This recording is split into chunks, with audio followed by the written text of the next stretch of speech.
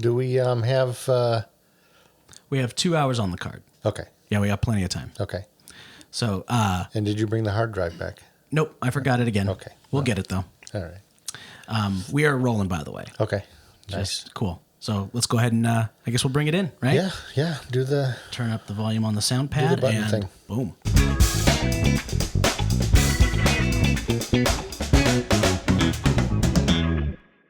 All right. Welcome to my dad's movie podcast. I'm Mick Johnson. I'm the dad. And with me, as always, my son, Tabor Johnson. How's it going, everybody? Good to be back. Yeah. So tonight we have a special guest with us. He is an indie filmmaker here in Idaho, Dylan Hamar. Ooh. Is that correct? Yeah, I mean, it's Hamar, but Hamar? Okay. I mean, you were pretty much spot on there. A lot Well, of people aren't, initially I had it spelled wrong. I had Haymar on my paper. I mean, that's good pronunciation. And then when I looked you up online, it wasn't spelled that way. And I thought, well, do I have the right guy? I'm not sure. So, I have never heard your name said out loud. I've only read it in text. So I'm hearing your last name for the first time. So I'm glad that we got that out of the way. Right. So, but awesome. Thanks for joining us. Yeah, thanks for having me here. I listened to an episode of your guys' podcast today, actually, in nice. preparation. I was going to listen to like 20 minutes, and I ended up doing like the full hour and a half. It was episode 5, the Cody Newton episode. Nice. Okay. And it was really good. The one that was specifically about Cody. Yes. Yeah. And that's one of the things that I'd like to do a little more often. It's fun to talk about, big directors and stuff and big movies and those types of things. But every once in a while, I want to throw in some local people that are working in the industry. They're making some movies and stuff and highlight them too. I think that'd be awesome. Cody and we've had on a couple times, and we've talked multiple times about Idaho and kind of the growing of the indie industry, even around here. So I think that's pretty cool. Yeah. So what have you got going on? Tell us about you a little bit. Yeah. I mean, what really kicked this off for us was Tabor messaged me on Facebook. We've been friends on Facebook for a while. We both just partook in the Idaho Film Family Festival. Yep. Trying to remember. I think is this the 4th or 5th year? This was year 5, I think. Because I've submitted 3 times. And I think there was 2 that I have not submitted to. Oh. So, yeah, I think this was number 5. But, we could put a note in the comments if I'm wrong. We put a lot of notes in the comments. Yeah. I think we're wrong a lot. Yeah. I think the first one was 2020, I think. Yeah, I was in that one as well. And I've done it every year except I think 2021. So I've done 4 of the years. Okay. But yeah, we both submitted a film this year. Tabor, you guys, I don't know how much you've talked about it on the podcast, but you guys did Bigfoot Falls, which was awesome. Yeah. I did a film this year called The Rabbit. And yeah, I mean, he reached out and asked if I would come on, and pretty much just coming off of that is what I have going on. Getting back into the swing of, work is picking up a lot right now. So, yeah, just coming off the fest, coming off the hype. Yeah. So is this what you do full time? Are you into making films and videos and those types of things? Yeah, I own a media company. Okay. So and the name? Yeah, it's called Media Taco. Oh. Yeah. Okay. Do a lot of commercial work, marketing, product photography, pretty much everything, audio engineering, and things are picking back up. So I'm also not like these guys where I do a ton of films. I do just a couple a year because that's all. I don't have a lot of mental bandwidth to handle that sort of thing. I think I'm doing only 1 a year now. Like when I first got started, I was doing almost every festival that was in town, and now I'm realizing that it drains you having to do. It's a lot of work. Even the short films are a lot of work. Yeah. Yeah. I mean, just how tired I was after. I wouldn't say Bigfoot Falls. That one was relatively painless. That one was a time crunch, though, right? Yeah, 5 days. Did it in 5 days. Yeah. From writing to I wrote it the night before shooting, and then we went out and shot it the next day. Yeah, I think the concept you kept talking about the idea, but it was just in your head. Yeah, There was nothing, laid out yet. And then all of a sudden, okay, we're going to film the movie. Yeah. Oh, okay. Yeah. So.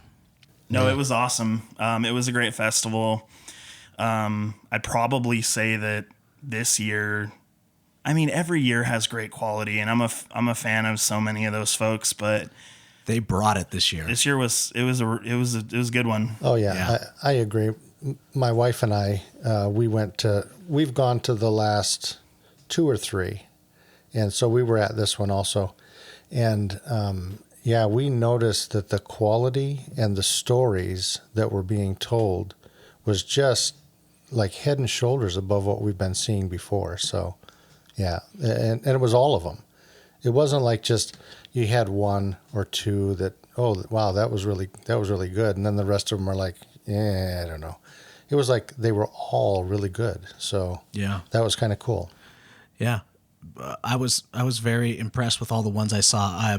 I watched yours, and then I had to leave and go to work. Yeah. So I missed the back half of the festival, but I saw that. I was like dead in the middle, so So I missed saw like the first half of half. it.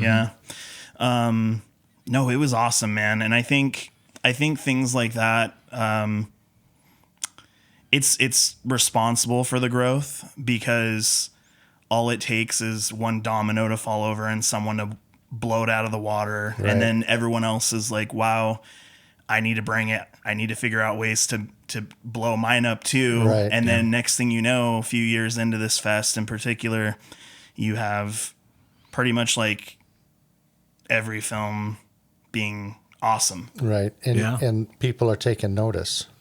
You've got all these fantastic films and these really cool stories and stuff, and all of a sudden people are like, oh yeah, these are fantastic. So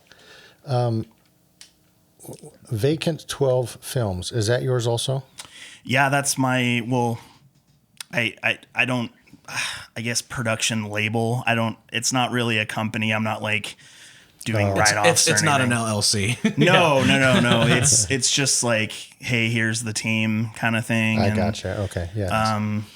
It's a Psycho reference. I don't know if you guys are big old Hitchcock fans, but I'm getting there. okay. I've slowly started accumulating more and more Hitchcock into my cinema diet. We just watched Rear Window Yep. and Rebecca Yeah. with Great. Jared Stoll a couple weeks ago. Yeah, he's a big old Hitchcock fan too. Oh yeah. Yeah. Yeah. And I think my very first Idaho Film Family movie was we drew Alfred Hitchcock. Oh yeah. Yeah, yeah. you did a black and white film. I'm trying to remember what it's called though. It was called Wrong Number. Okay, yeah. And one of my entries as well 2 years ago was Hitchcock as well. Because there was one year where, as opposed to them scrambling up the directors and assigning them, the treat was you got your favorite director. Right? Yeah. So So that was the year that I did Quentin Tarantino. what was your submission that year? It was called Fubar. I remember that one. And the color was all off, and so what ended up happening was my DP colored it and then sent it to me, and I didn't have the LUT that he used. So he had like a LUT that he had downloaded, and I had just the stock DaVinci. Oh, so he sent Resolve. you like the project. I see. I Yeah, see. and so I had to just scramble to get something together. And I'm a much better colorist now, but during the Fubar days, I was garbage. So that movie's sitting on a hard drive. Well, you were learning. Oh yeah, that's what this whole That was thing's the about. beginning, right? Yeah. So I Fubar remember sitting on that a hard one, though. drive. Yeah, I liked it. I thought it was. Yeah, it was about. I remember Bryn was in it. Yeah. It was about like I think it was a robbery, and then like there was like a mob boss woman in it, and I remember that one. Yeah, Becca Pierce had a really cool poster. I remember that one. Bryn did the poster. Oh yeah, it's funny. She did a poster for one of the films she was in this year too, and it looked awesome. She's super talented. But yeah, I mean, I'm glad that she's an actor, but she's got a career ahead of her in poster making too. Oh sure. Yeah, she does wonderful poster work. Really good job. Yeah, so we did Foo Bar that year, and I'm trying to remember what was yours that year. That year, if that was 2023, Man in the Hat was that year. Oh, that was a beautiful movie. Oh, thanks, man. It looked so gorgeous. Thank you. The cinematography on that was incredible. Thank you. Are you your own DP? Mm-hmm. Okay. Yeah, I shoot all my own movies. I'm learning to relinquish things. People get on me about that. Right. But That's what this year for me was to be able to collaborate and be willing to take advice and criticism, because I'm a lone wolf kind of filmmaker, and that's not how it's done in Hollywood. You have to be able to collaborate with production designers and cinematographers, and You got to be able to work with people. so I know that that's my weakness. Yeah. And so I am definitely learning to, get Right, better at that. So right. that's what this entire year was about for me, was being a better collaborator. Well, I thought on, Bigfoot Falls, I thought you did a really good job in that you had Cody with you, and you allowed Cody to be the cinematographer, and you allowed Cody to give some suggestions. And I liked that Cody didn't try to just take over. I mean, how easy it would have been for somebody like, who does this all the time. Has way more experience than I do. Yeah, to just say, no, that we got to do it this way. But he didn't do that. He gave some suggestions. You listened to what was going on. You made some decisions based off of that and stuff. So that collaboration was good. Yeah, absolutely. Cody's really good about staying in his lane. I've worked with him. He worked on The Rabbit, actually. Oh, with did me. he? Yeah. And same thing. I mean, he shows up, does his thing, gets in his zone, and Right. it's nice. I mean, I feel like also the whole not clashing ideas thing gets better when you just continue doing it. People start to respect your vision. They start to respect your talents. Like, you sort of just get to a point where people trust you to do what you want to do. Cody probably has respect for you as well and wanted to let you thrive in your idea, Right. So that's awesome. Yeah. And it was great. I thought the ending, I mean, I know like it's weird to bring up an ending, but I thought the ending was really cool. You talking about the switch at the Yeah, very it was end? beautiful. Yeah. And I'm a sucker for father-son stuff, Like, I talked to Tabor about this, but like a Goofy movie is like one of my favorite movies of all time. Yeah. And it's just about a father and a son learning to communicate, Right. And I'm just like, I'm a big sap when it comes to dad-son stuff. So Nice. So this had that dad-son element that is always, very, like, it gets me, in the heart. But also it has that brother element. And I have 3 brothers. I have a sister also, but I have more brothers, and that brother relationship is very important to me, especially in filmmaking. My brothers work on a lot of my films. Yeah, all your siblings have helped out. Yeah. Haley has too. Haley is my administrator. Yeah, she's the enforcer. Yeah, she gets stuff done. But this year I didn't have my brothers Nicholas and Alec. Nicholas was in Hawaii, and Alec was in Provo. Right. And he submitted one this year with his own team, but he didn't, work with me on this one. he submitted to Idaho Film Family. Mm-hmm. Which one was his? His was called The Wind Talks Back. Oh, I remember that one. Right? Yeah. It was really cute. The little girl that was speaking to the boy from across the fence. Right. Yeah. It was like a wholesome boy in the striped pajamas kind of thing. Yeah. Yeah, it was a really neat one. And he did the same thing. I think he did it in 5 days too. Didn't he? You guys are Or less, freaking yeah. nuts, I don't know. It was like one day Mom says, you got to get something submitted. And Alex like, I don't have time. I'm doing finals. I got these classes. I'm working on 2 other projects for film classes. And she's like, I don't care. You got to get something turned in. And so then, like 2 days later, I think he was like, okay, I got something going. Yeah, that kind of crunch stresses me out. But for some reason, I do really well with crunch projects. There was one film I did called She Runs at Midnight, and we had a lot of time to prepare for that one, and it felt so nice to sit down and have production meetings and do a strip board and have a shot list. I haven't had a shot list in my hands like for the last 4 movies I've done, and that maybe it's helping me become a better filmmaker, but I want my shot list. Right. I want to be able to look at what I need to. You didn't have 36 hours straight of editing?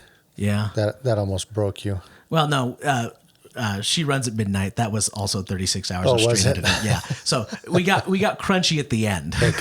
Okay. We didn't plan enough. I got all the time in the world. Yeah. Yeah, exactly. Right. But so The Rabbit, that won some awards. Yeah. Yeah. Yeah, we took home, we got Best Film, we got Best Director, Best Actor, and Best Costume Design at that one. So, yeah, it was awesome. It was a great experience. So, what was the Rabbit? Was this your idea? Did you come up with the whole thing, or did you work with people to? No. So sorry, I'm not trying to like not give credit because there were so many people that helped me, bring it to life. But yeah, I wrote it, directed it, shot it, edited it. Right so on. Yeah, it's kind of just like like I said, I have trouble relinquishing tasks and delegating, but it really depends. Is Dylan an auteur? An auteur, yeah. Yeah, that's actually Studio Binder just released a video on auteur theory this morning, I think. Huh, that's funny. Yeah, so I watched it this morning. We've been talking about auteurs a lot. Yeah. I mean, that's kind of what we talk about on this podcast is directors who have a distinct vision, who kind of have a control over the final product. Right. We're not talking about, Joe Blow, who, directed the most recent Marvel movie, Right. Because those guys are hired guns. Yeah. They come in, they just need a director on set, they get stuff done, and then they go on to the next project. Right. It was like the old school studio system back in the day. So I had one question for The Rabbit. Yeah. So you were still there, Tabor. You were still there. You watched The Rabbit. And I think there was a scene. So the whole thing was really cool. I loved the cinematography. Thank you. We loved the location. Yeah. Thank you. Where is that set? So that was shot in Idaho City. I have an acquaintance up there who owns 200 acres of land. And yeah, he has an old trapper's cabin up on his property, and his name's Jim, and he's like, yeah, have at it, man. Jim, and write that down, Jim. Get in contact with Jim. Jim Nicholson. Gotta talk to I'll put Jim. you in touch with him if you need to. Yeah, sweet. But no, thank you. Appreciate that. Yeah, Lisa, my wife was sitting on one side, Tabor's on the other, and the whole time The Rabbit's going on, oh my gosh, I love this. Oh my gosh, look at this scene. It's just oh my gosh. And there was one shot, so the whole thing was good, but there was one shot that I thought, holy mackerel, how did he do that? And I think when it came up, I think I leaned over to you and said, how did he do that shot? So it was a swirly bokeh shot, and I wasn't sure if you did that in post or if you had a lens that gave you that swirly bokeh. That's all post, baby. Is it? No, it's just a radial blur with when you do radial blurs and things like that, obviously, you're going to lose some of your sharpness, some of your grain. Just come back in with some grain and sharpen it back up. I did it. Well, basically, anytime the witch shows up, it's supposed to visually represent how disoriented the character is becoming. Right. Like almost like the woods are surrounding him and. Exactly. That's what it was like. Like it's things closing were closing in on him. Yeah. Right. Right. That's cool. Cool. I thought you were going to bring up the shot where he gets pulled into the fog, because I had people come up and like, how'd you guys do that? And it's like, just hid behind the fog and yanked him in and dove out of the shot. Right. But yeah, that was done in camera. that's just a radial blur in post. And like I said, coming back in with some like, 35 millimeter grain and just sharpening it, making it a little grungy. And yeah. See, I didn't understand anything you just said, but it sounded good. Yeah. I know what he said. Okay. Yeah, so I'm on board. My guess was that you used in like a 1980s Soviet lens or something like that, because that'll give you the same or a similar effect. Oh. I actually shot the whole film on one lens. So, Oh yeah, what lens? yeah, it's just I know this is, you get crap for this, but that one was shot on it's the cine version. It's not the art series version. It's the Sigma 18 to 35. Nice. Sigma's good. Yeah.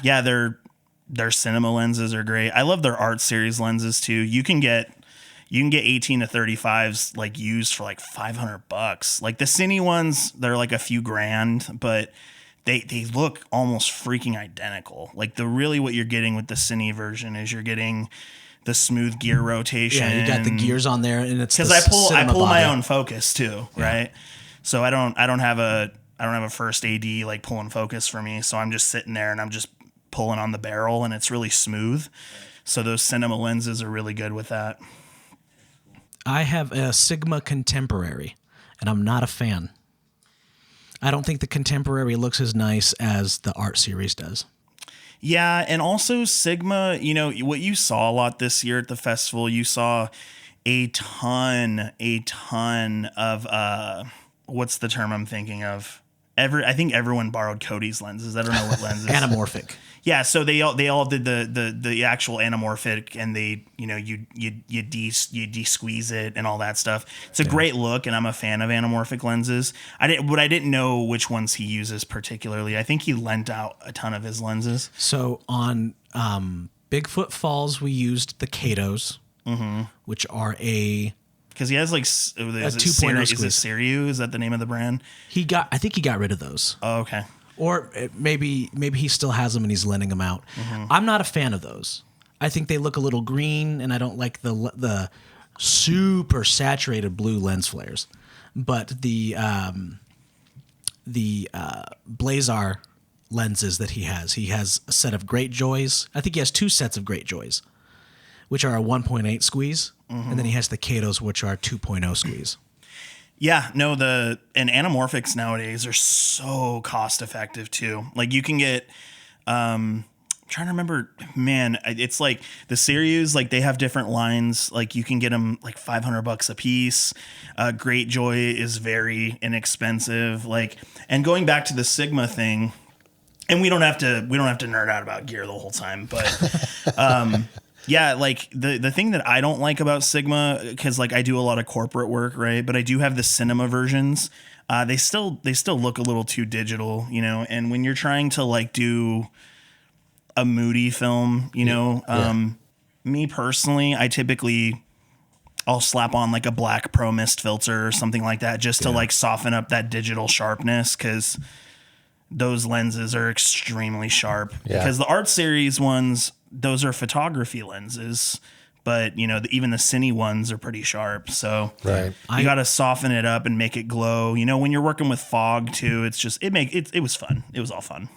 You were talking about getting crap for using Sigma. I'm probably going to get crap for using Rokinon. No, they're I love my Rokinons. They were a cheap set of lenses. I got a wide variety of focal lengths for a reasonable price. And I think they look great. And you're right. You got to slap a Pro Mist filter on there. But sometimes I don't. Sometimes I just put on that new film look on DaVinci Resolve, and it softens it up real nice and adds that film grain. And I mean, when I first started in 2020, there was all these steps that I had to do. And over the course of 5 years, DaVinci Resolve has minimized the amount of steps I have to do to get a look, and has put it into 2 steps instead of 10 steps. And so it's made things way easier on me. Yeah.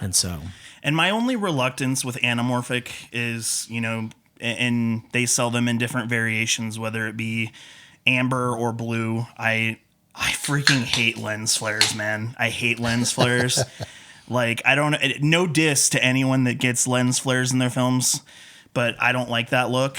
Yeah. And some of those anamorphics do exaggerate that. So I'm not a fan. Who was the director you were talking about?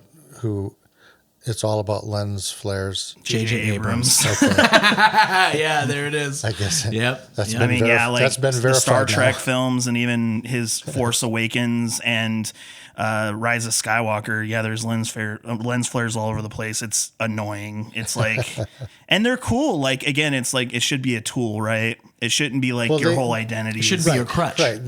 They're cool if they're once in a while at a special spot, but maybe the whole thing is full of lens flares. Maybe that's too much. There were some lens flares in Bigfoot Falls. I noticed that. Yeah. Yeah. I think it's like the sad scenes. Yeah. I didn't find any distracting though. Like that's my problem is like sometimes those things can be a little distracting. Yeah. And I think what it is those Katos have a silver lens flare that kind of adapt to the light around them. The Saruis, I think that's it. Nobody knows how to say that lens brand, but they are an exaggerated blue. Well, you can buy them in blue and amber. You can get them in amber now? I think you can get them in amber as well. So you pick your poison. See, I love blue lens flares. I think it's got like for sci-fi and for horror. But when it's super exaggerated, I can't stand it. Yeah. It's not my thing. Nice. Nice. Yeah. So your short films, we got to get on to the other stuff. Yeah. But I saw The Hairy Man. Oh my Before. goodness. I Yeah. saw Man in the Hat before. Okay. And I just watched Trespasser. And I thought Trespasser was really cool. What I wanted to see more. That's was too the short. feedback I get. Yeah, everyone's like more of X or whatever. Trespasser was a 48. Yeah. It was the last 48. Yeah. And we won with that one too. Those are stressful. The Yeah. 48s, yeah. They're But very stressful. no, I really like that one. It's neat. It's got some voodoo dude in it, Right. and it's fun. And Right. someone gets capped in the head, which Yeah. is always fun. Well, and the cop caps herself in the head. Oh yeah. Yeah, Oh yeah. yeah. I thought that was fun. I tend to kill my lead characters, and I probably need to switch it up soon. And still talking about the rabbit. Yeah. My understanding is since you won Best Picture, that qualifies you for a special assistance with crowdfunding for a feature project. Like Cody knows a bunch of producers. He's going to help get a ball, rolling for you. Do you already have a feature in mind? Yeah, I mean, it was even kind of the plan prior to the festival, but the rabbit is a proof of concept. I'm adapting that one. Cool. So we get a full version of the rabbit. That's awesome.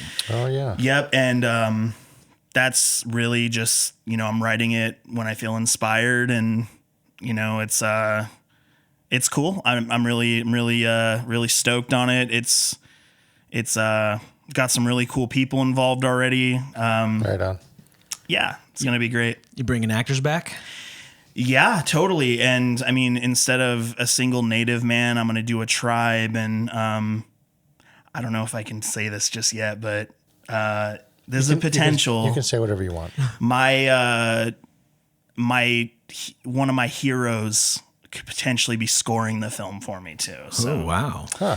yeah, his name's Akira Yamaoka. He famously scores all the Silent Hill games. Oh, wow. He's produced the Silent Hill games and films.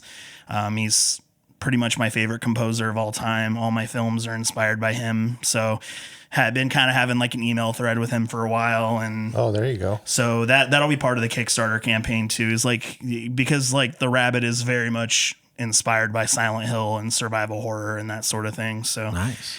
no guarantees, I still got to get a letter of intent, but I would love for that to be part of the campaign. Yeah. But yeah, we're going to expand on But it's that. moving in that direction, and that's important. Yeah. It's something I'm very passionate about. I don't know. It's such a simple premise, but there's so much more that can happen with that. Oh, yeah. And this was, like I said, this was really just like kind of just putting it out there and seeing how people react to the subject matter, the tone, right? Like, do people find it boring? And it would allow me to get a lot of feedback from people prior to writing the feature. But yeah, that's the plan right now. Yeah, man. One more quick question. Yeah. The Very Refreshing podcast. I saw that on your something. I saw it on something. Okay. Yeah. What is it? Yeah, so not this round, but for a lot of my films, I have a buddy who helps me with like writing and stuff like that. He's very talented. His name's Alec Jetzel, and him and I, we're super dorky, and we talk about Power Rangers I picked a lot. up on that right away. Yeah, we talk about Power Rangers, and we talk about, he's a big old action movie fan, and I don't like action movies, and I'm a horror film fan, and he's not really a big horror fan, but we like show each other movies all the time. And Right. It was really just like, we did like a limited podcast where we just talked about some of the things that we love. And, cause we would have conversations about certain things. We're like, oh, we should record this, whether it be about Star Wars or Seinfeld or anything really. It's not really focused. Your guys' podcast is focused, and I think that's always the best idea. Sometimes it is. Yeah. We've had an episode or two go off the rails. A little bit. You mean like talking about lenses? No, that's still on topic of movies. When my brothers get involved, it gets out of control. If you're on an episode with Nicholas, we have no idea where it's going. Yeah, He's like a roller coaster. He's unpredictable. Nicholas, the guy that did the backflip. That's right. Yeah, listen. Yeah. On the stage for the musical. For the musical, right? Mm-hmm. Yeah. Yeah, he's fun. All right, we're John talking Carpenter. John Carpenter. We're going to talk about John Carpenter for just a couple of minutes. Yeah, man. We ate up all our time. Yeah. So John Carpenter, we're going to give you 3 minutes. Yeah. Go. We're going to bump him so we can get Matt Damon on the show. That's right. Matt Damon. Yeah. No, yeah. I walked in, talked about Halloween a little bit.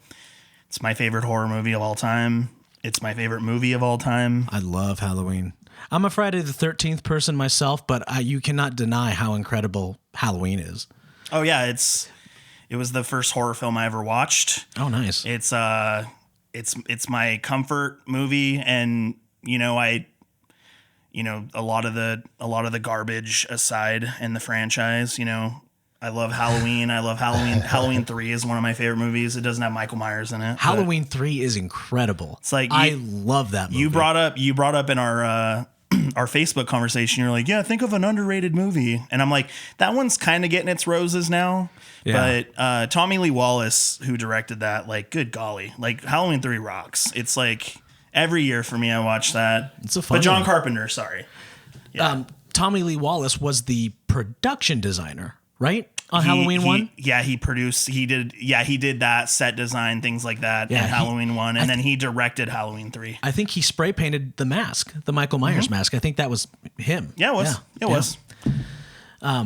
But yeah, I think when it comes to the Friday the 13th versus the Halloween franchise, Friday the 13th franchise is a little more fun for me.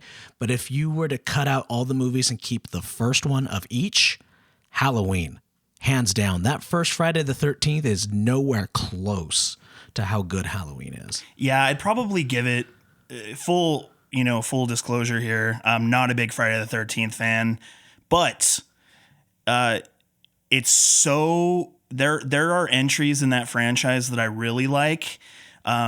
People crap on it all the time. I love the third one.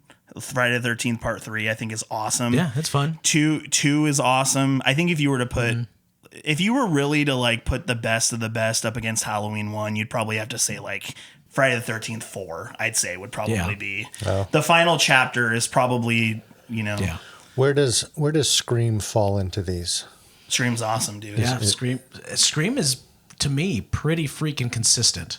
It's like the only horror franchise in history to like never flop, like never have like people will tell you that Scream 2 and 3 fell on their face. I think Scream 3 is one of the best entries, period. Like it's I think Scream 2 is the best. Scream 2 rocks. Scream 2 is amazing. So that's the one we're going to have Haley and Nicholas and Alec. They all want to do the Scream. I don't know how many there are, but The entire franchise? Yeah, There's that's what- six. that's what- right Six so now. far. They're working on the seventh right now. Yeah. So 7's on the way. And it was really funny is that Scream for the longest time was this big Mount Rushmore franchise, but only had 3 movies. And now it's catching up to everybody else. So well, yeah, they took a huge break between 3 and 4. I think 4 came out in 2011, and 4 is incredible. Like and that was the last one Wes Craven did. But yeah, Scream's amazing, dude. But no, John Carpenter. yeah, These are how horror franchise conversations will go down every time. Every Right. time. John Carpenter is like he just like going back to your episode about episode 5 where you guys met with Cody Newton and you were talking about sort of this renaissance in indie filmmaking. Right. I mean, Halloween was made on like $250,000, right? Yeah. And he was part of that resurgence of indie film in the late 70s. I mean, like, think about this for a second. Halloween came out a year before Alien did, and both, I would argue, are equally iconic, right? Oh, yeah. And Ridley Scott had a huge budget going into Aliens, one of the greatest films ever. I would argue Aliens is better. It is. But Alec will disagree, but I'm with you. Aliens is better. I'm an Aliens fanatic, but you have an indie filmmaker coming in who is tasked with doing a slasher film with babysitters, and he creates one of the most iconic films ever. And then he goes into the 80s and he does The Fog. And then he does The Thing. And it's like, come on, dude. And then you can keep going. I mean, like Prince of Darkness, They Live. Like, there's so many good films from that guy. They Live is such a good movie. Big Trouble in Little China, Escape from New York. Like, Big Trouble in Little China. I love that show. it's a great one, man. That's his movie. Yeah. Actually, he's the one that introduced that. One of the reasons we started this podcast is because when we were little, he always used to just go to the rental store and just come home with something. When they had rental stores. Yeah. Right. I used to work at one. Yeah. You seem like a rental store guy. Oh, I was. Yeah, Yeah. 100%. I used to Yeah. work at Hollywood Video. Yeah. I got fired from Hollywood Video because I missed one meeting to go play hockey. Oh, And- you're a hockey guy? Oh, I played hockey growing up for sure. Yeah. Oh, yeah. We talked just- about hockey last night. Yeah, we had somebody on who was a hockey player also. Yeah. I played hockey a lot growing up. So I was I missed work once, or I missed one meeting. I didn't even miss my shift, and I got fired. But it's cool because it's out of business and it can be on my resume. That's Sure. fine. Who are they going to check with? yeah. They're going to go try to call some company that doesn't exist anymore and try to get a reference out of them. Yeah. I mean, that was so long ago. But no, John Carpenter is a huge inspiration for me. It's like his films are my comfort food. I watch them before I go to bed. A lot of other stuff. I also watch Gunsmoke before bed and Taxi. But Oh, nice. I grew up on Taxi. Taxi is probably my favorite show of all time for sure. Awesome. But yeah, he's had a huge influence on me. Him and Hitchcock, just like you guys probably noticed this with The Rabbit, maybe Trespass or whatever. I'm a very big fan of obviously the showing, not telling, but also I like the environment to have like its own essence, like Right. its own, like I love atmosphere. The Thing was great. That inspired it's incredible. Like they're out in the middle of nowhere. They're isolated. It's freezing. It's Right. like that kind of stuff inspires But me. yeah, and I can definitely see when I'm watching your short films and stuff, you can see how you're using the environment to shape the story a lot. Right. Yeah. So, we're talking about John Carpenter. So You're going to give us our Okay. history? Shut up for just a minute. Okay. John Howard Carpenter, born January 16th, 1948, in Carthage, New York. He's an American filmmaker, composer, and actor. Got mother, I think this is accurate, Milton Jean. I don't know. And father Howard Ralph Carpenter says he was a music professor. Okay. That's where the music stuff comes from. It's Yeah. from his dad actually, the Halloween main theme, that was a warm up his dad taught him when he was a kid. Was it really? It was an exercise So his dad actually kind of invented the Halloween theme. Nice. That is the first time I'm hearing that. That is so cool. Yeah. I love that. I mean, that's like Sweet Child of Mine. Yeah. Sweet Child of Mine was it like a guitar finger warm up? Yeah, totally. Yeah, his dad just gave him a little exercise, and because if you listen to every Carpenter theme ever, it's so freaking repetitive, and they're so similar. Where he starts on a key, and then he goes down half a step, and then he goes down half a step, and then he goes down half a step. Right. It's the same in every song he's ever composed in his life, and his dad taught him that. So, Huh, that's pretty cool. yeah. So instead of bedtime stories, Dad's teaching him horror music. Yeah, composing. Yeah. Cool. Yeah, so most commonly associated with horror, action, science fiction films, and recognized as a master of the horror genre. That's something. There was a TV show called Masters of Horror, and every episode was directed by another big horror director. Okay. But the whole thing was started because of John Carpenter, and I think he was an executive producer on the show. Oh. So he directed a couple episodes himself. Nice. Yeah, so I think just about every director that we talk about, I always find how they got started, and it's always they started when they were like 6 years old or something. And someone dropped a Super 8 camera in their hands. Right. It always starts with Super 8. Right, and John Carpenter began making short horror films with an 8mm camera before he even started high school. He was, at an early age, working on low-budget horror films. And I guess there was a movie called The Thing from Another World back in the 50s. It's the original. It's when you watch Halloween, Lindsay is watching it on the television. Oh, really? Yeah. It's his like favorite movie. Okay. Yeah. So Nice. Yeah. It's a good one. The Thing is a remake. Yeah. So 1950s, 1980s, 2011. Okay. And I think you said 2011 was no good. No. I said 1984 is incredible and you can't miss it. Okay. So okay. he was looking up the movies and he's like, hey, there's a remake for Halloween and a remake for The Thing. Should we watch those?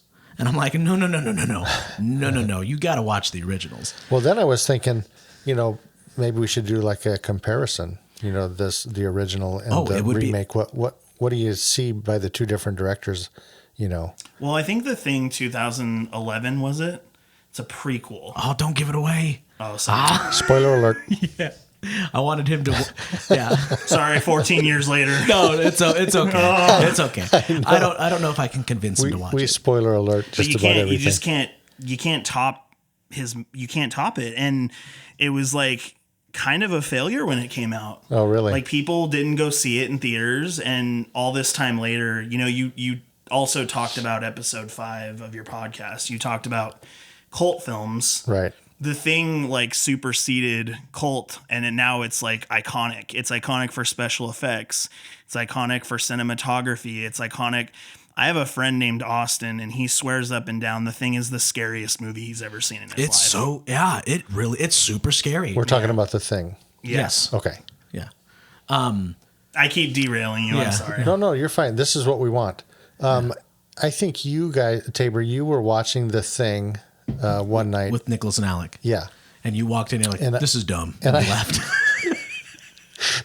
I may have said that. You did. You know what, though? I think I sat down for a minute. I think I tried to watch it. I saw it was like, I cannot get into this. This is just. No. I think you needed to start from the beginning. You walked in midway and you left a little further midway. Is that what happened? Yeah. I think once you see what the characters started off with and what they end up with at the end, I think that's what invests you into the story. Yeah. I can throw you a bone if you'd like. Talk to me. So The Thing, the cinematographer of The Thing is Dean Cundy. Yeah. Dean Cundy also shot Back to the Future. Do you like Back to the Future? I do like Back Okay, to the there you Future. Go. Now we got a little segue. It's the same show. He also into did Dad. The Parent Trap. Yeah. Yes. Yeah, Dean Cundy rocks, dude. He Everyone's also like- did Jurassic Park, if you guys didn't know. I almost said Holy that he did mackerel. Jurassic Park. Did Jurassic But I Park. was like, wait a minute, that's not right. That's got to be Janusz Kaminski. But No, no, it's Dean Cundy. Janusz Kaminski comes later, right? Right. That's Spielberg's cinematographer now. It's his it's like his right hand man. But those Zemeckis movies. Yeah. It makes me wonder what happens when you have a director who's always using the same cinematographer for like the first half of his career, and then all of a sudden switches cinematographers. Like, wait a minute, no, you like some guys have a different cinematographer every movie, and I'm like, okay, yeah, that makes sense. But why were you with this guy for 10 films? And now you're with this guy. Like what? Like was there like a breakup? Like what? Right. What happened? Right. It's kind of like directors that use the same actors for so long. You can assume that they get tired of somebody, but you also wonder, like, was there like strife at some point? Yeah. Like Scorsese. Yeah, Scorsese or Tarantino. Yeah, both of those directors have a front nine and a back nine. Yeah. They have all these guys that they use for the first half, and they used them up a lot Scorsese's like primarily Leo now, so because he was primarily De Niro for the first half. and then the Departed happened. Yeah. Was there bad blood for The Departed? Oh, I don't know. I don't think so. It was just that Leo was just great in that. Yeah, Leo's like one of the best ever. Have you seen The Departed? No. You what? No. Oh, that movie's so good. We'll have to do that one for Scorsese. Yeah. Yeah. I haven't got that far yet. Cool. But yeah, Dean Cundy did a lot of those great, I argue, I don't know if you agree with me, Dad, from Dad's from my Dad's movie podcast. Dad's point of view. I think Back to the Future is a perfect movie. I don't think there's anything wrong with it. I can't criticize Back to the Future whatsoever. You can get into time travel and be like, oh, this and that and other. Yeah, but that's an argument about time travel. That's not an argument about Back to the Future. Perfect Right. movie. The story is just such a cool, solid story. Yeah. Totally. And that's what if we're talking about just the first one. You start to see some cracks in the second two. Yeah. But Yeah. yeah, but that first one, awesome movie. Super good. Nice. I do love Dean Cundy's cinematography. I think there's something that's just, I don't know. It's like the old school cinematography. And when he still does stuff, it still has that old school feel and look. Newer cinematographers are working with different tools and different styles. Dean Cundy's not afraid to film stuff with a lot of black in it, Also, with The Thing, a challenging thing that a lot of people don't know until they do it, and this kind of ties into The Rabbit as well. Filming in snow is a nightmare. Yes, I've done it. It sucks. Because snow and light do not like each other. Right. You got to avoid those blowouts and things like that. So, The Thing is all in the snow, and That's true. It is. but yeah, filming in snow is really challenging. So, since we're talking about cinematography, let's start with the cinematography of Halloween. I like to go through my. Well, tell me about John Carpenter and what makes him unique. What do you like about a John Carpenter movie? Like we always kind of talk about. You talk about. Oh shoot! I just forgot his name. You guys were just talking about him. Tarantino. You know a Tarantino movie, whether you see his name up there or not. You watch the movie and you're like, yeah, that's Tarantino. So John Carpenter, what do you guys kind of see as far as like his directing style, or what does he really bring to the? Okay, so I guess a main thematic element with John Carpenter is that his movies always tend to be kind of cynical. He's always looking at things from like a cynical, pessimistic point of view. Huh, okay. A lot of his movies don't have happy endings, or they don't have satisfying endings. He did a movie called, what was that alien movie with Jeff Bridges? Ghosts of Mars? No. Wait, Alien Starman? movie. Starman. Oh, dude, That's that what it was old Carpenter. Yeah. That movie's rough. And I'm pretty sure you've seen that. I have, yeah, a long time ago, but yeah. Jeff Bridges. Yeah, dude, that's a rough one. But the thing is that was Jeff Bridges' E.T. attempt. Yeah. Because he was trying to make that happy-go-lucky, feel-good movie, because he thought, this is what I need to be a mainstream competitor. Right. And it just wasn't him. He's not that kind of person. His stuff is always pessimistic and satirical. Like when you look at They Live, I mean, it's a movie with aliens. Yeah, sure. But it's about living in a capitalistic nightmare, you know? Right. And The Thing is about isolation, and Halloween is about how you're in suburbia, but you're not safe in suburbia. You can go get killed up in the mountains by Jason Voorhees, but you could just as easily be killed in your backyard by Michael Myers. You're just a babysitter, right? You know? Huh. And so that was kind of the element that he always brought to stuff, was this pessimistic, dour sort of, but it always made a point. It wasn't pessimistic just for the sake of it. It was trying to relay some sort of message. Another trademark I would say is his music. Oh yeah. Almost every movie he's made except The Thing was scored by himself. Oh, okay. Yeah. And I would argue that the Thing has a great score, but it's not as memorable as his other films. Yeah, The Thing does have a great score, but it was used on Hateful Eight. Right. The composer for one of the conditions to get the budget for The Thing was that John Carpenter had to use a composer. They're like, we know you compose your own music, but we would like you to hire a professional composer. So he hired Ennio Morricone, who is the composer for, I just lost it. The Good, the Bad, the Ugly, though. Right. So he wrote this theme, or this entire soundtrack for The Thing. And Carpenter didn't use any of it except the dum dum dum dum, just like this one little part that he wrote for like one part of the movie, and then this entire score. But John Carpenter took that one little piece of the music and used it for the entire movie. And so the rest of that score was just tossed out. And Ennio Morricone, like, he probably didn't like that very much. Oh, he was so mad that I don't think he worked in Hollywood for a long time. And so they took the soundtrack from The Thing and they reused the entire soundtrack for Quentin Tarantino's The Hateful Eight. Oh. Yeah. Which also has Kurt Russell. Yep. And it's really funny is that movie is kind of like a cowboy version of The Thing. It's this paranoia. You don't know who's who. You're trapped in the snow. Yeah, it's like a whodunit. And I mean, it'd be a fair transition because, you know, Carpenter's favorite genre is Western. You know, that's right. That's so weird. You don't see that at all in any of his work, that he's a fan of Western. Because loves Western. I was watching a video about that. Howard Hawks, right? That was his guy. I don't know. I think that was his favorite director, and that guy was very synonymous with Westerns. But he loved John Wayne movies. Also liked Godzilla, I guess. I mean, who doesn't, though? Godzilla was big in his...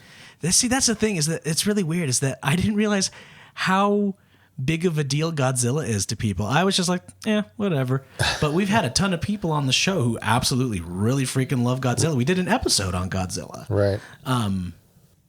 But yeah, it's really, I guess, but the thing is that a lot of those older filmmakers are closer to Godzilla than I'm closer to Godzilla, you know? Well, I mean, Godzilla can still be resurrected and blow the box office wide open. I mean, it's not a lot of IPs can do that. Yeah. The ones that it won an Oscar a couple years ago, 2 years ago. -1.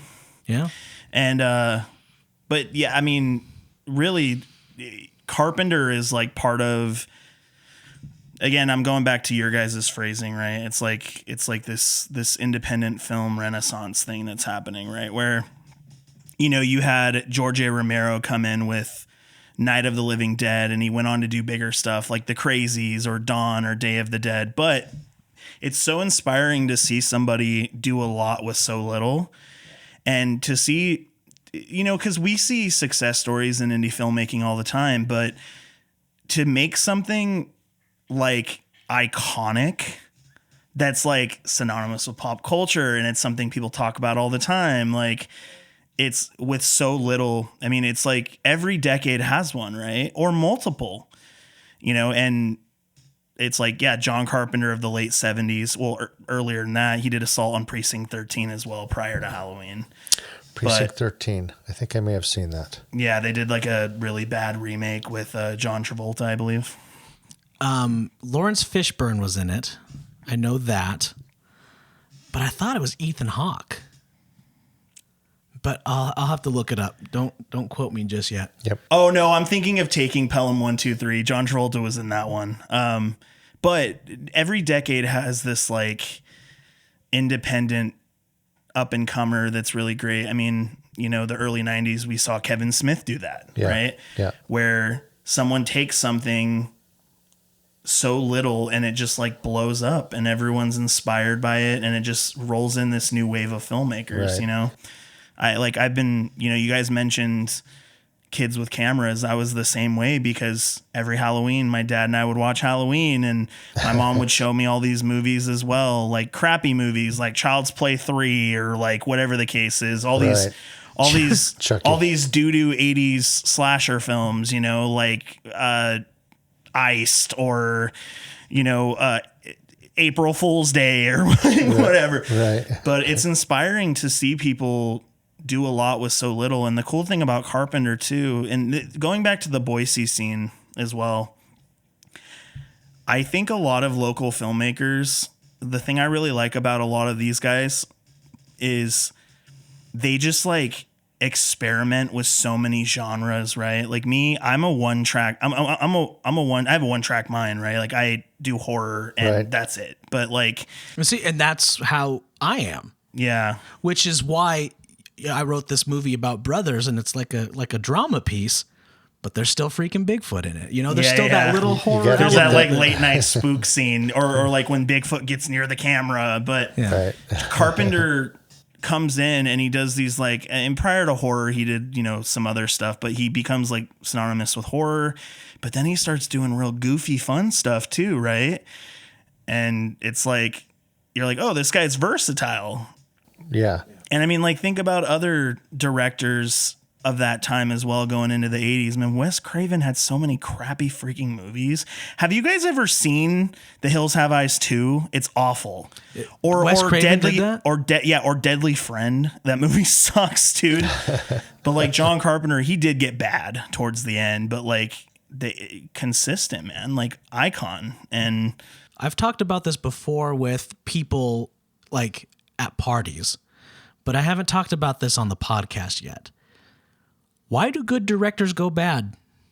You got these people who are really good directors and make really good movies, and then everybody seems to taper off. What do you think causes that? Is it just they get tired? You got these guys at the beginning of their career who are hungry and they're willing to prove themselves. Does success change you a little bit? It does for stand-up for comedians, because the comedian's first album is about being a human being, and then the comedian's fifth album is about how I'm a rich comedian. You know, who else in the audience is a rich comedian? How is that relatable to anyone? I also think that sensibilities change and artists try to change with said sensibilities, and sometimes they get completely off course with it, right? Like Spielberg's a great example of someone that like stays on track. That guy's just like hard hitting, right? And now you could argue that not every Spielberg film is perfect, but I mean, like,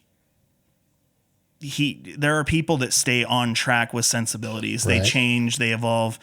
I don't think Carpenter evolved very well. I think he came out of that 80s, and then the 90s you start to see it a little bit, and then into the 2000s he was just straight up pooping his pants. And He was slipping. yeah, and it's like because the expectations of the viewer change, society changes, Right. how we choose to interpret media, whatever. And I don't think people grow as well with that too. I think they sort of like try to change. It's like, I don't know. It's like when Metallica made Saint Anger, right? It's Oh, yeah. Which, by the way, for the record, I think is an okay record. But that's Metallica trying to sound like Godsmack, you know? And people are like, no, we want Metallica. Right. People wanted John Carpenter. They didn't want John Carpenter to do a freaking Event Horizon type movie or whatever the case is. It's like they want John Carpenter. They want either fun or it's like, dude, give us, like I said, a lot with a little, right? The reason Halloween works so well, not just because of the premise or whatever, going back to like environmental filmmaking, is like that movie is so atmospheric and there's hardly any violence in it, but it's horrifying. Like as a kid, that scared the crap out of me. Like I wish a lot of filmmakers would get back to the whole like doing a lot with little, right? Like showing, not telling. And gosh, so many movies have been made phenomenal because they had such of a little budget, you know? People who are given an unlimited amount of money don't have to think about things too much. And so there's so many great decisions in filmmaking that were caused by not having the money to do something. I think as much as I hate limitations for myself, I love limitations for everybody else because if I can just learn to be okay with limitations on myself and realize that it's something that's going to help make things better and kind of rein things in, I think that my filmmaking can, you know. Well, sometimes I think those limitations can also kind of cause you to be creative. Yeah. You gotta find a way to get to what you want, and you can't throw $100,000 at it, but I still want to get there. Yeah. How am I going to do it? Yeah, you don't have $100,000. You have $10,000. Right. So what can you do with $10,000? Right. Which is probably what my first feature is going to be. My first feature is probably going to be a $10,000 movie. I don't know anybody with money. I don't know anything about crowdfunding. So my first feature is going to be a bunch of people working for free, eating pizza every day, trying to stretch. Right. You know, maybe we'll buy 2 hard drives for media storage. And 2? Yeah. Ooh, okay. Yeah. sounds like a good time to me. Yeah.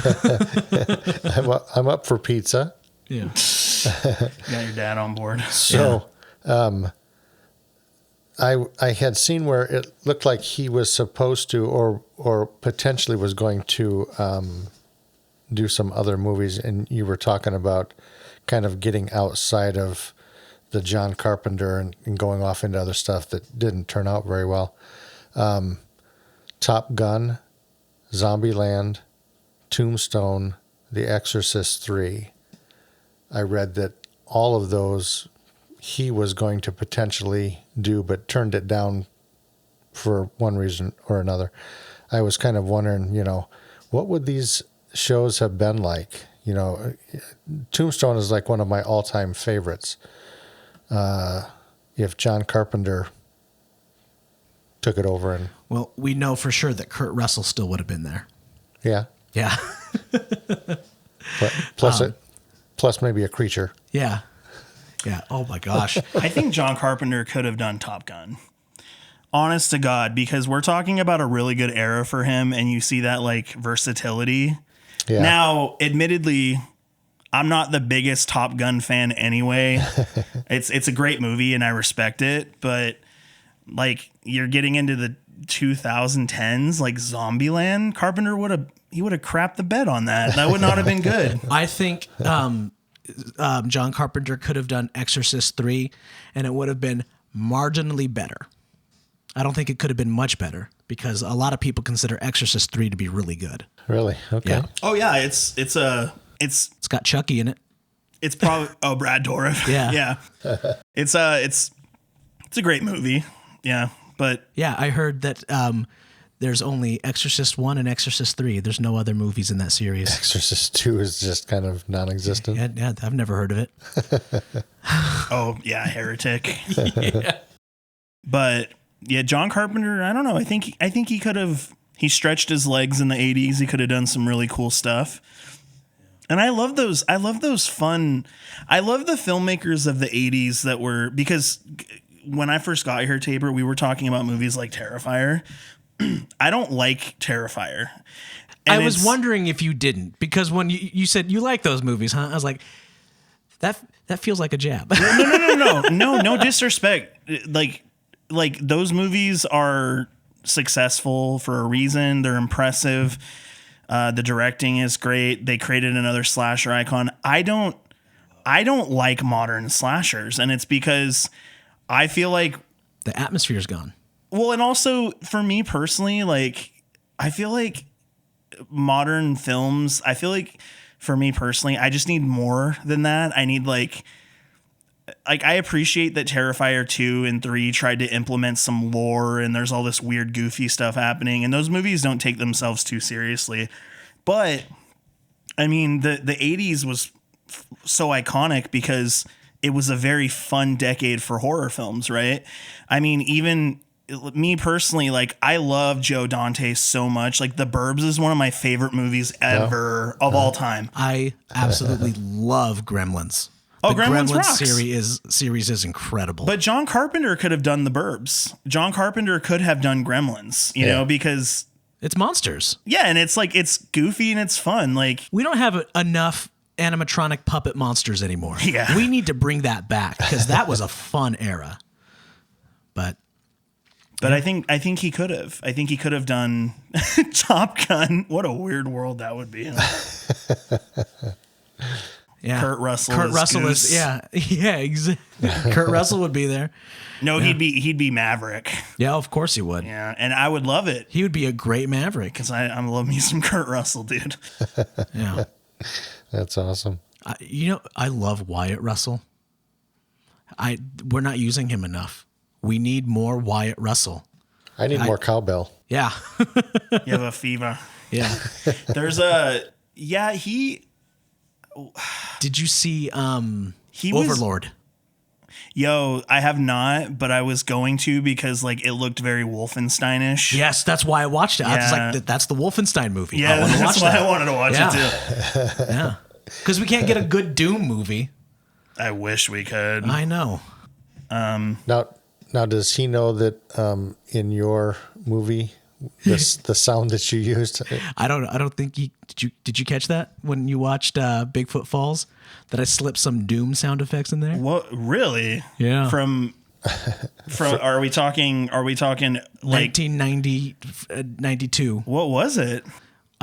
There's a part where Bigfoot goes running through like the trees, and there's like a hole where you can see him, and it's one of the sounds of the imps like off in the distance, and it's like this like quiet gurgling noise.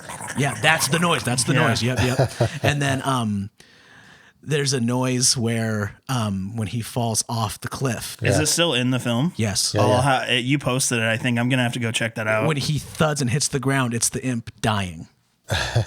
Yeah. Right. And it's so funny is that I sent it like, my mom was like, "Could you do that? Are you allowed to take sound effects from a video game and use it?" I was like, the only people who are going to notice are Nicholas and Alec. Right. And Nicholas picked up on it like that. Yeah. And so I sent You're it like, to Mom, Romero is not gonna care. Yeah.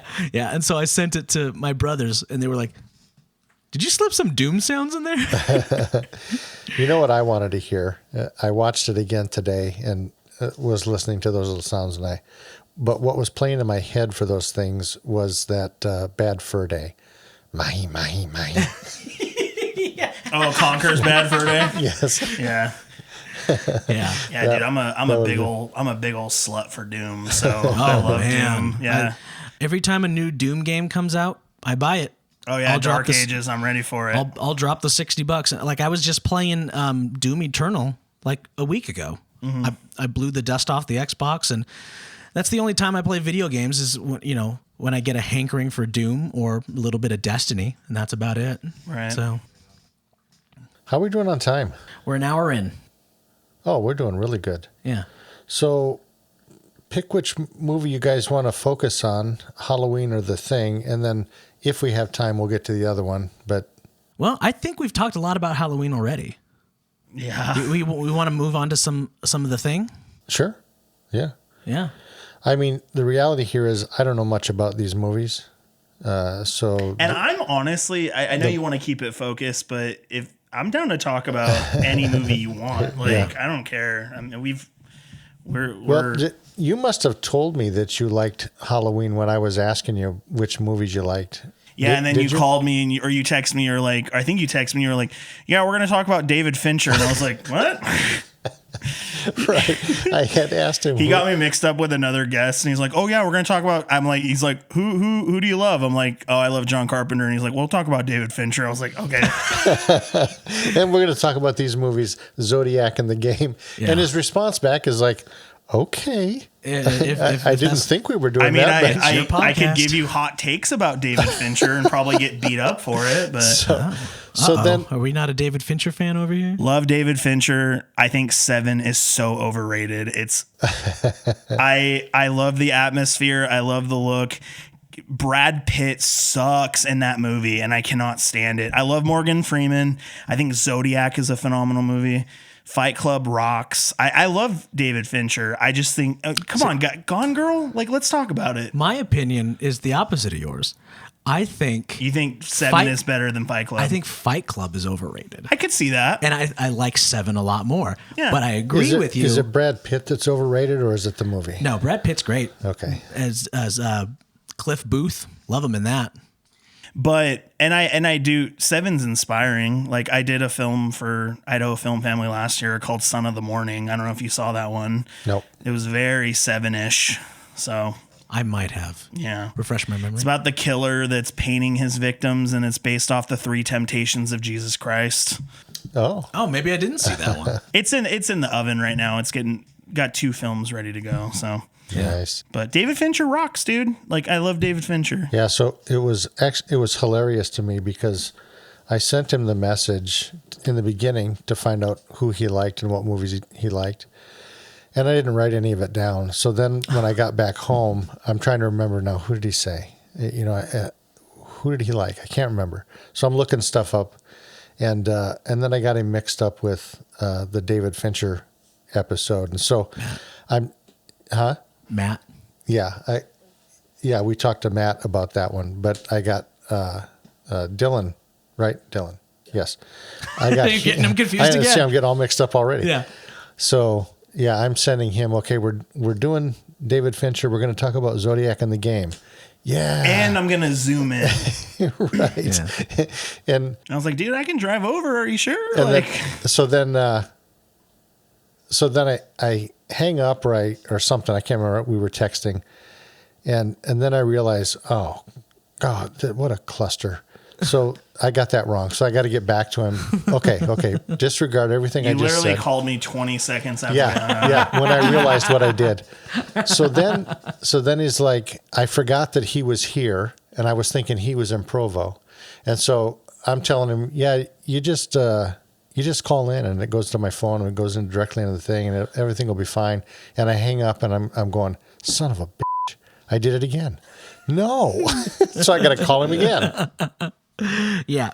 We're not talking about David Fincher and come over here. Yeah.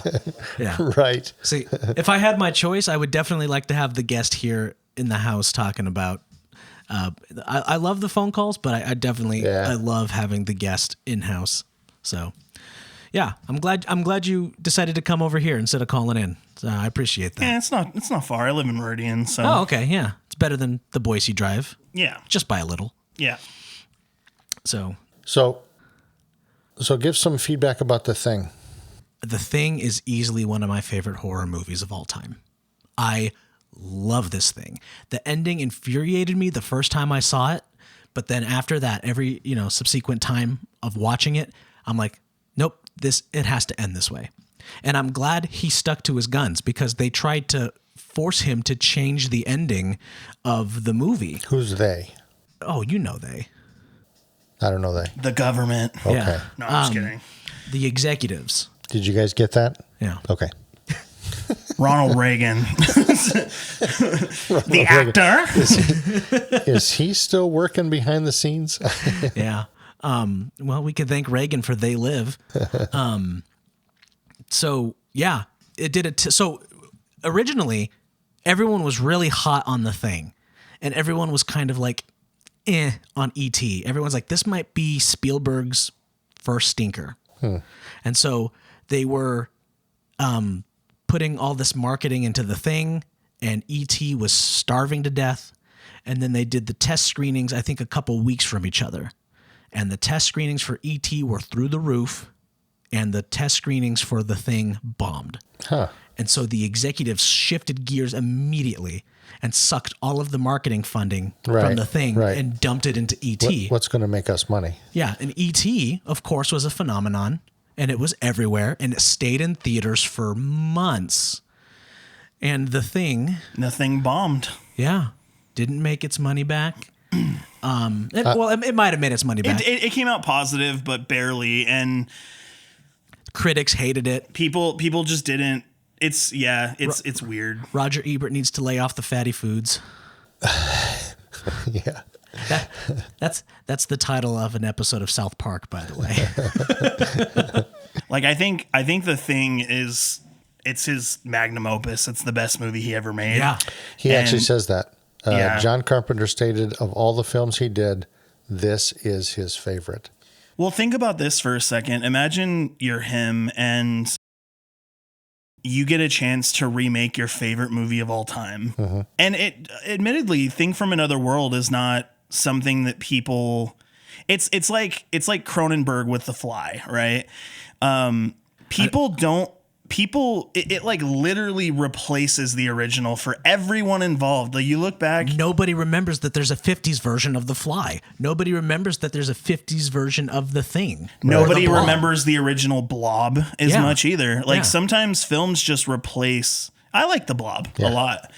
But sometimes movies replace, and imagine being in his shoes where you get a chance to remake your favorite movie of all time, and like, dude, honest to God, if I made The Thing, that's one of those movies where I'd be like, I'm done. I'm walking away now. Like, because you can't get any better than that. And I honestly think that he knew that in the horror space, he had really maxed out. And that's why he sort of like stretched his legs in other ways too. Right. But let's see what else I can do. I mean, like the holy trinity of John Carpenter is now they're not back to back, but Halloween, The Fog, The Thing, like 3 incredible films. Like, I don't know. I look at The Thing and it's just like, how do you top that? Right. Like my girlfriend, she's probably the biggest cinephile you'll ever meet in your life. Like if you go on Letterboxd, you look up every movie, it's like watched by Rachel. And it's frustrating because she brings up super obscure horror films that I've never seen. And I'm actually like pretty well versed in this stuff, but she makes me feel like a doo-doo head. But we got into a debate once actually about what's better, Alien or The Thing. And The Thing's better, dude. Like I love Alien. I love Alien so much. Sigourney Weaver's, she's mommy. Like I love her to death. Sure. But like The Thing, dude, like that's, you know how earlier I mentioned my friend Alec who's into action films. Yeah. Like I show him movies like The Thing because it's got some testosterone to it. And it's some manly stuff. There's flamethrowers. There's like tough guy stuff happening. You son of a bitch. Dylan, you know, and he watched The Thing with me and he's like, dude, that was awesome. You know, so it's like, I don't know. I just think it's a great film. Yeah. I think, I don't know if I would convince you to sit down and watch Halloween. I really don't think it's your vibe, but I would definitely reconsider sitting down and watching The Thing again. Well, I'll tell you, I watched some clips while I was kind of reading stuff about John Carpenter. Mm-hmm. And I was watching some clips about The Thing, and the clips intrigued me. Yeah. I thought, this is an interesting show to me. I think this is something I'd like. So I think you're right. I think I came in at a time and didn't know what was going on, and I saw this creature, and I thought, this is really hokey looking, and I don't get it, and I'm going to go find something else to do, right? But that's you. That is me. But yeah. It's really funny that you say the creature effects are hokey, because a lot of people consider this like the crown jewel of 80s special effects, and that it hasn't gotten better since. I would sit on that. I would sit on that bus too and say that I think it has the best special effects ever. Maybe you Like as far as gore goes, maybe you can, put not The Howling, American Werewolf in London in the other corner and let them fight it out. and The Fly, like Yeah. Cronenberg, obviously body horror. Didn't Rob Bottin do the special effects for Werewolf in London also? Right. And funny enough, I've been watching the Hellraiser movies recently. Nice. I love those. So Weird. That's weird. Yeah. I've been watching. I'm deep in the pits of hell right now. I'm on like the seventh one. Oh, so you're watching 7 Hellraiser. Where they were just like, hey, we're going to try to be a David Fincher movie now. Yeah, basically it's like every movie is a crime detective story and then Pinhead randomly shows up. But I love Pinhead. Rob Bottin actually directed like 2 of them. No way. Yeah. Really? I know he directed 6, I believe. And that movie sucks. You got to have a good script, man, no matter how good of a... Yeah, it's him and Tom Savini. Like those 2 guys just crushed it. I mean, he mentioned Friday the 13th earlier. Tom Savini was... I bet we could get Tom Savini on the show. Do it. Yeah. Get him. Call him. Yeah. He loves talking to these small independent people. And I even thought about sending Fallon over to Los Angeles to do a semester at his school. Oh, I thought to pick him up. Yeah. To go get him. Yeah. He has a special effects school Oh, yeah? in Los Angeles. And I thought Fallon would freaking love that. No person in history has been screwed by the MPAA more than that man. Oh my gosh. Yeah. Yeah, like luckily Friday the 13th, the final chapter was, carnage candy, but so much of that man's work has been cut and it's awful. But The Thing, good dear Lord, it's gross and I love it. Yeah. It's Gross. It's so good. My favorite freaking scene is when they're doing the defibrillator on Norris. Did you see that scene? No. Norris is one of the guys, and he gets thrown up against a wall. The tooth stomach. Yeah, and he has a heart attack. Okay. And so they're doing the defibrillator, nothing. Right. And then they do it again, nothing. All right, one more time, clear. And he goes for the third one, and his chest just opens up With these teeth gnarly and bites teeth. the hand off. It just bites the guy's hands as he's going in with those defibrillators. Which, by the way, if you didn't know, they had a double in that scene, a man without hands, just to do that scene. It's funny I that you did call him a double because he's a double amputee. I did read Oh my that. gosh! Yeah, Yeah. Mom would never be able to watch that. She could not. She would not be able to handle that. but aside from it being gross and awesome, it has a lot of substance to it. It's like it's the tale we've seen a million times. It's the who do you trust? Yeah. And Right in the heat of, the 1980s Cold War. Soviet Russia, that's the whole theme of this movie, is that we don't know who is a communist. It's who can you trust? And so that's why this thing came about. So it's a lot like. and there's Russians in the movie. So it's a lot like. The Norwegians. Oh, what am I saying? Sorry. That's funny because it plays out just like the movie. Hey, Sweden! Yeah. They're Norwegians, Mac. Yeah, dummy. So it's a lot like Hunt for Red October. Yeah. It's pretty much the same thing. Yeah. Nice. 1980s Russians are the bad guys. Rocky IV, Top Gun. Right. It's all the same thing. Russians were all the bad guys. But the thing is that in this movie, that the monster's the bad guy. But it's an allegory Monsters usually are the bad guy. Yeah. So we're talking about the Norwegians. I'll just spoil it now. Sure. You're watching the 2011 remake of The Thing. You're like, this is pretty good. I'm having a good time. And then the last 5 minutes, you find out it's not a remake.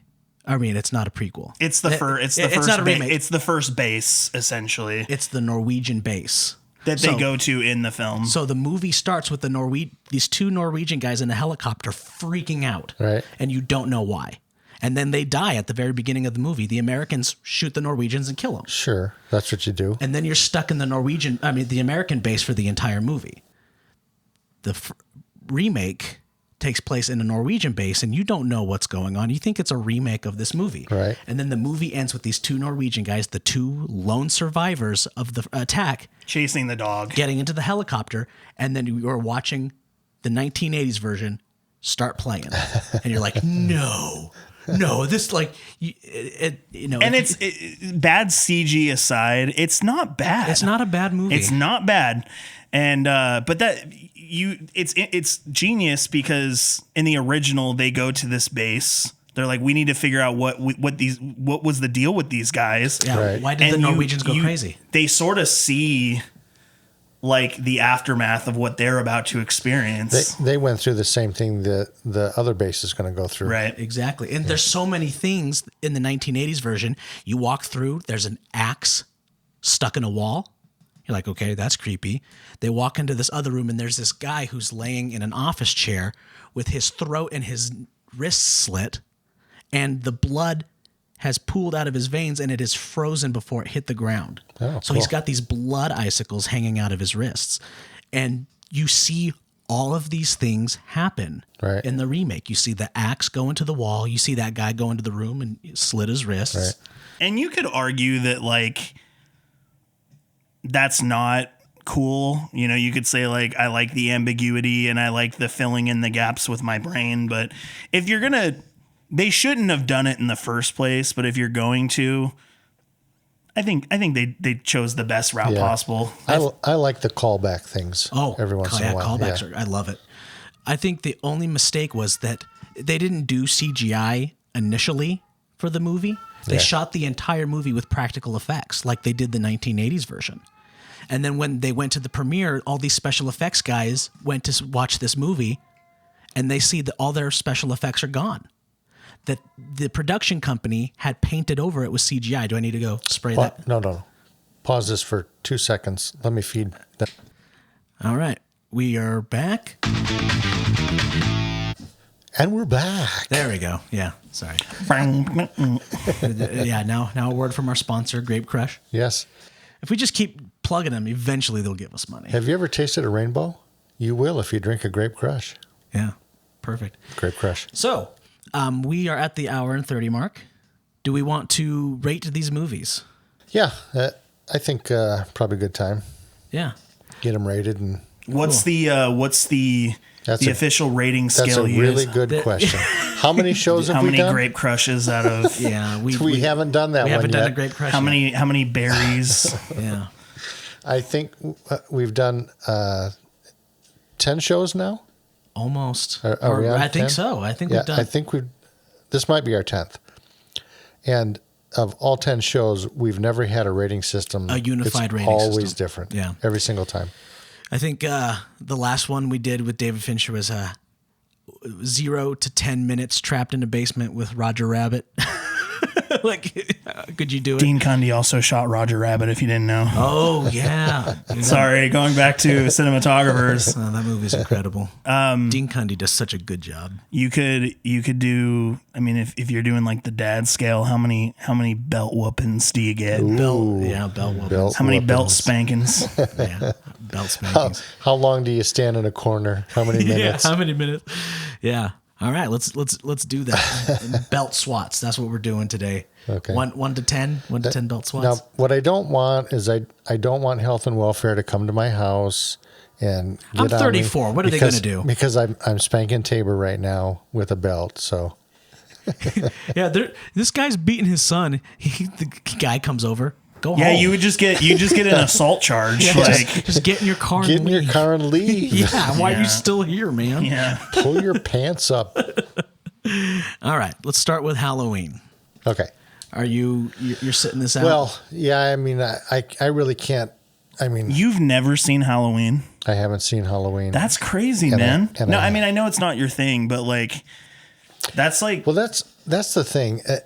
Doing this That's podcast, the I've point. watched a lot of shows that I probably wouldn't normally watch, and my intent was to watch Halloween and The Thing, but then I got sidetracked on work and stuff, and got called in to do some stuff. And You got it's called like, back? I got to call back to work, and and then I just ran out of time, and it's like, well, I just don't have time to do it before the podcast now. We'll do another My Dad's Movie podcast addendum. Yes. Yeah, we'll post it at the end to talk about what you thought. So, Dylan, let's talk about Halloween. What would you rate it? Trying to be objective about it. We're doing belt spankings. Yeah. You How brought many it spankings? up. How many spankings you giving Halloween Is for a being a high bad boy? spanking bad, or is it like if you get too much of a butt whooping, you did something really bad? If you're a bad movie, you're getting all 10 spankings. Oh, okay. So Yeah. we need to think about it in reverse. So bad is higher. Yeah, it's like golf. So Okay. it does have a pretty weird moment when Laurie Strode is looking out the window in the beginning. She sees Michael, that iconic scene where she sees Michael next to the rest of the laundry, and it's like hanging up on the clothesline. And then he starts raking leaves. No. But normally in a film, Laurie would be distracted and then she would look back out the window and he would be gone. But she's staring out the window. The camera cuts to him and then it shows her looking out the window and then it cuts to him and he's gone. So he somehow vanished while she was staring at him. So I think for that, I'm going to have to give it 2 belt spankings, which is like about an 80%. Yeah. It's my favorite movie of all time, but if I'm being objective, I give it like an 8 out of 10, I'd say. On. I would give Halloween 3 spankings. Okay. 70. Yeah. Nice. How about The Thing? And the reason it gets such, I think it earns the 7 solely because Donna Pleasance goes, "Hey, Lonnie, get your ass away from there." Hey, let's be real for a sec. That should give it 1 spanking because my girlfriend Rachel and I, we say that to each other constantly. Lonnie, get your ass away from there. And then he does that smile afterwards. He's so proud of himself. Yeah, dude. This little boy's going up to Michael Myers' house, and instead of telling him, get away from there, hides there's in a the killer bushes. there. Yeah, he Right. just hides in the bushes. "Hey, Lonnie, get your ass away from there." And that's my ferrets are named Lonnie and Loomis. So I'm always saying, "Lonnie, get your ass away from there."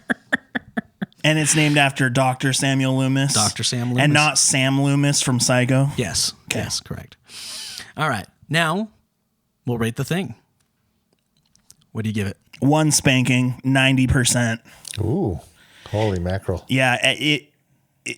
If we had subjective rating, I think it's a 10 out of 10 movie. But there are very few 10 out of 10s for me. Like, for me personally, my sensibilities, like Rosemary's Baby is a 10 out of 10. Like, Okay. but as far as John Carpenter, well, like Rosemary's Baby is a 10 out of 10. Vertigo is a 10 out of 10 for me, right? So if you get into like Hitchcock stuff, but for John Carpenter, it's a 10 out of 10. But for me, it's a 1. Like, it's a 1 dad butt spanking. I will also give Halloween 1 spanking. The Thing. Yes, The Thing. I apologize. The Thing gets 1 spanking. It is incredible. It's an amazing movie.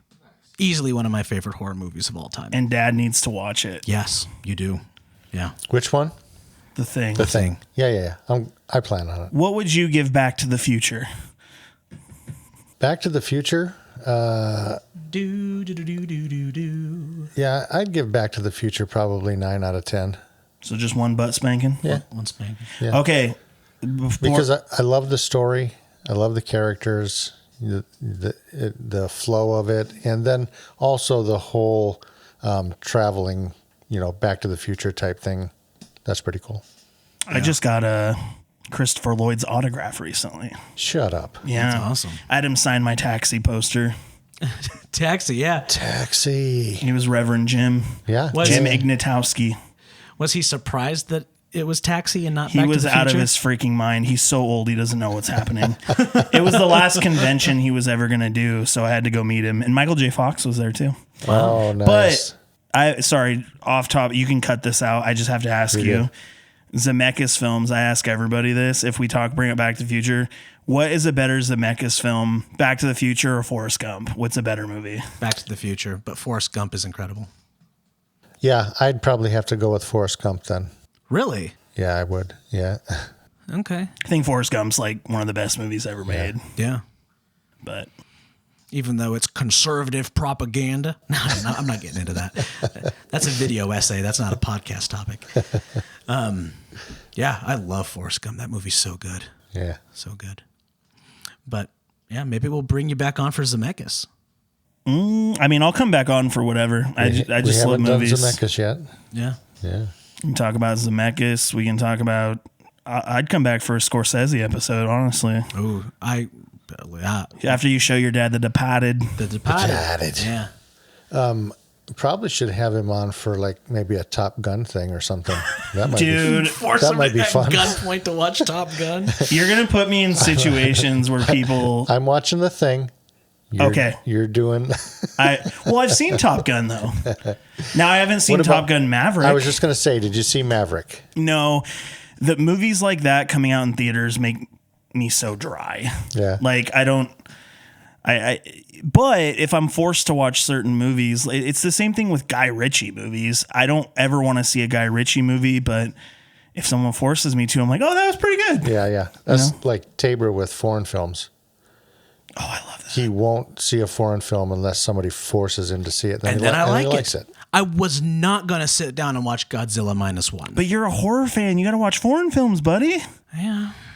So are either of these, are they considered cult classics? Both of them. Are they both cult Both of them. classics? He was even saying that They have a following, and that they have such a big following that you can't even call it cult anymore. I don't that think it's a cult classic. That it's almost mainstream. I think they're like, if you were to Google right now best horror movies, if you did like top 10, I mean, don't even go top 10. In the top 100, like IMDb list, Halloween and The Thing are both in there. yeah. That's next not to even movies, horror movies. next to movies like The Godfather 2 and things like that, you know. They're extremely popular. Like Halloween is a lot like Godzilla is a franchise that gets resurrected every once in a while. Like Right. David Gordon Green recently did it, and they still make money, right? Like maybe The Thing is teetering on a cult classic, but I don't think so. I think it's extremely popular. It was just a slow burn. We had to wait for it to age and to hit its stride, and now we got it. I forgot to tell you the stabbing sound effect in Halloween, a knife stabbing into a watermelon. I almost said pumpkin. Yeah. Yeah. But all right. Well, cool. Thank you very much. Thought I'd throw that in there. Yeah. My contribution. We blew up a watermelon for Bump. Yes. I know. I'm like thinking about the other stuff I listen to. Our episode is so wild and off the rails. It goes so many directions. Oh, this is perfect. But- I'm digging it. Like that, you got like previous ones were so structured. Like Cody's like, yeah, you know, I went on an LDS mission to Madrid, and I basically used to make movies, and it's like kind of interesting. And you're listening, you're like, oh, that's where he came from. That's really cool. And then ours, it's like Tabor and I are just talking about nonsense for like 20 minutes, and then Dad's like, all right, guys, bring it back. Let's talk about this show again. Anamorphic lenses, watermelons, Battlestar Galactica. Right. Yeah. Yeah. But that's what makes it fun. Absolutely. I think that's what people like to listen to. Yeah. And that's Agreed. what we want. We want people listening to us. So whatever it needs to be. Cool. Anything you want to plug before you take off? Where can people find your stuff if they want to find your stuff? Yeah, I mean, you could just search me on YouTube, Dylan Hamar. Hamar. Yeah, By the way. and keep an eye out for a crowdfunding campaign. It's my first one. I don't ask for money, but I'm going to ask you for money. So if you're listening, maybe I don't know. Give When them it comes up, give me some money. Right. Let me make a movie, and I'm only asking you because it's important. Otherwise, I wouldn't ask.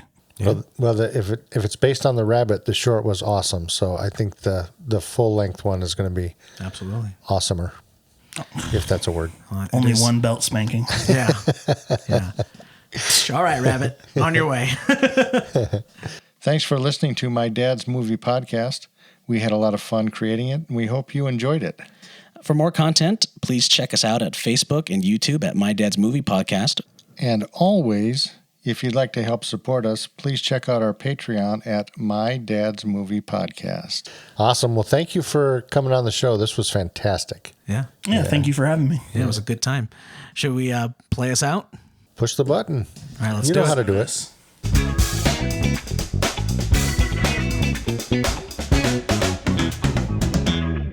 And we're gone. All right. Go watch The Thing. I'm watching it right now. Good. I watched it during this podcast. I watched 2 things.